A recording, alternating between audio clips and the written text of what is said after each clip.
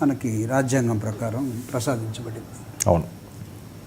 అయితే మీరు అన్నట్టుగా మనం మాటలు నేర్చుకునే వయసులోనే బుడిబుడి నడకలతోటి చిన్న చిన్న మాటలప్పటి నుంచే తల్లిదండ్రులు కొంత సంస్కారం నేర్పుతారు.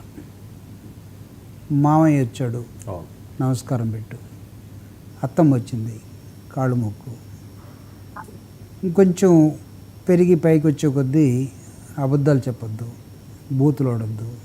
ఇవన్నీ మామూలుగా మన కల్చర్లో ఉన్నటువంటి అంశమే. సుప్రీంకోర్టు దీన్ని గుర్తు చేసేంత వరకు ముందు అంటే ఇది మనకు తెలియని సబ్జెక్ట్ అయితే కాదు. సుప్రీంకోర్టు గుర్తు చేసింది కాబట్టి ఈ రోజు నుంచి మనం జాగ్రత్తగా ఉంటాం. లేకపోతే నవ్వకూడదు, దుఃఖపడాలి, దుఃఖపడితే ఇంకా స్వర్గం వస్తుంది. ఇవన్నీ ఏమో కానీ కొమ్మినేని గారికి ఒక అన్యాయమైనటువంటి అరెస్ట్ జరిగినప్పుడు సుప్రీంకోర్టు అండగా నిలబడింది. మీరు అడిగిన ప్రశ్న ఏంటంటే అరెస్ట్ కన్నా ముందు ఎందుకు కోర్టుకు వెళ్ళలేదు బెయిల్కి, అరెస్ట్ అయిన తర్వాత కూడా హైకోర్టుకి ఎందుకు వెళ్ళలేదు? హైకోర్టులో ఆల్రెడీ ఉంది, యాజ్ వెల్ యాజ్ హైకోర్టుతో పాటు సుప్రీంకోర్టు డోర్ కూడా నాక్ చేశారు. అంటే నేను ఎందుకు ఈ ప్రశ్న తీసుకొచ్చానంటే దీని మీద చాలా ఎక్కువ ప్రచారం జరుగుతుందండి.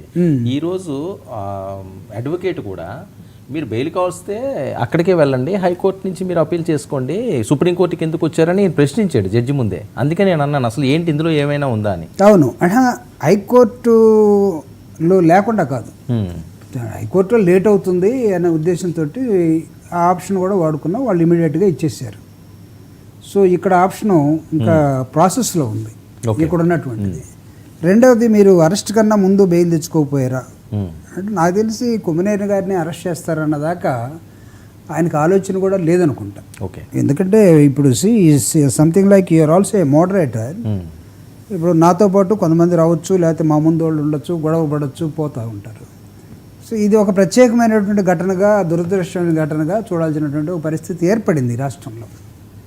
అంటే ఆయన ఏజ్ని బట్టి 70 సంవత్సరాలు కాబట్టి అని నేను అనట్లేదు, లేకపోతే ఎక్స్పీరియన్స్ ఉంది ఒక 50 సంవత్సరాలు మీ ఇండస్ట్రీలో. మీ ఇండస్ట్రీ అంటే జర్నలిజంలో.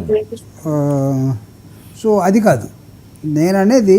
జనరల్గా మోడరేట్ చేసేటప్పుడు యాంకరు తర్వాత వచ్చినటువంటి మాలాంటి వాళ్ళు కొన్ని పద్ధతుల్ని పాటించకపోతే అంటే దాన్ని డెకోరం అంటాం జనరల్గా. సో కొన్ని లక్షల మంది చూసేటువంటి టీవీ ఛానల్స్లో మేము ఒళ్ళు దగ్గర పెట్టుకొని వాడే భాష కానీ, బాడీ లాంగ్వేజ్ కానీ, ఇచ్చే సబ్జెక్ట్ కానీ ఉండాలనేదే నాకు తెలిసి సుప్రీంకోర్టు డిబేట్స్లో దాన్ని గుర్తు చేసింది. అవును, హౌ టు కండక్ట్ డిబేట్స్. డిబేట్స్లో నవ్వితే ఏడిస్తే అరెస్టులు ఉంటాయా అంటే ఒకడు మాట్లాడిన దానికి నవ్వకుండా ఏడవకుండా ఉండే అది ఇక మోగతనం అవుతుంది. సో కాబట్టి వీటన్నిటిని గుర్తు చేస్తూ మోడరేటర్స్ కూడా కొద్దిగా ఒళ్ళు దగ్గర పెట్టుకోవాలి. బిహేవియర్లో కానీ వీటన్నిటిలో వాక్ స్వతంత్రం ఉందని ఎక్కువగా పోవద్దు. ఇది రాజకీయ నాయకులకి చెప్తే ఇంకా బాగుంటుందేమో, రాజకీయ నాయకులకి ప్రధానంగా. ఎందుకంటే వీళ్ళే కదా ఎక్కువ అబద్ధాలు చెప్పేది, తర్వాత మేనిఫెస్టో దగ్గర నుంచి మొత్తం చేసేస్తామని అడిగినా అడగకపోయినా చేయలేక ఇబ్బంది పడటం ఇవన్నీ జరుగుతున్న నేపథ్యంలో.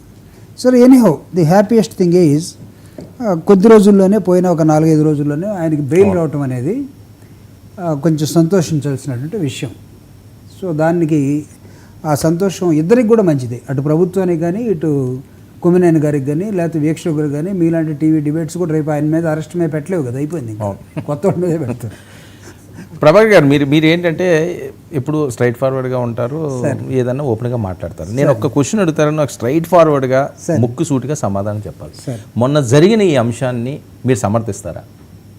దేన్ని? ఆ డిబేట్లో జరిగిన అంశం, కృష్ణరాజు గారు మాట్లాడినవండి, లేకపోతే ఆయనకి వీళ్ళిద్దరి మధ్యన జరిగిన ఆ సంభాషణ. సమస్య లేదు, ఎందుకంటే ఆ పదము అసలు వాడటమే రాంగ్. అది నేను ఆ పదాన్ని మళ్ళీ చెప్పలేను. అవును, చెప్పొద్దు కూడా, ఎవరో చెప్పొద్దు కూడా.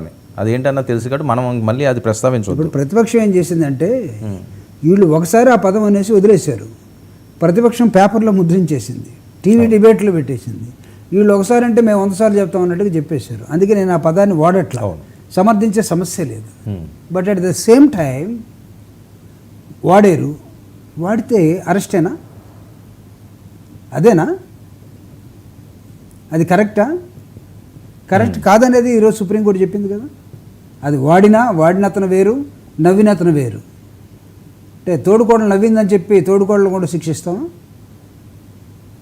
కాబట్టి సుప్రీంకోర్టు ప్రకారం ఈరోజు ఆయన ఆ విధంగా బిహేవ్ చేయకూడదు. ఎవరు అతను అన్నప్పటికి కూడా అవును, దాన్ని మీరు ఆ విధంగా బిహేవ్ చేయకూడదు, ఎంకరేజ్ చేసినట్టుగా ఉందనేది మా ఫీలింగ్ అని వాళ్ళు చెప్పారు. Yes, we too agree. రెండవది, అసలు ఆ పదం వాడటమే అది నిస్సందేహంగా ఎవడైనా సరే ఖండించాల్సిందే. వైఎస్ఆర్ కాంగ్రెస్ పార్టీ ఖండించింది, పర్సనల్గా నేను ఖండిస్తున్నాను, మేనేజ్మెంట్ ఖండించింది. దానిలో ఎవడు కూడా అసలు బూతులు అనే పదాలు కానీ లేకపోతే వాడరానేటువంటి మాటలు కానీ పబ్లిక్ డయాస్లో కూర్చొని మాట్లాడటం దానంత దరిద్రం ఇంకోటి లేదు సార్. కాబట్టి నేను అనుకుంటున్నాను మీరు అడిగిన ప్రశ్నకి సూటిగానే సమాధానం వచ్చింది అనుకుంటున్నాను. Okay, right. శివశంకర్ గారు. వరుణ్ గారు గుడ్ ఈవినింగ్ అండి. చర్చలో పాల్గొంటున్న ప్రభాకర్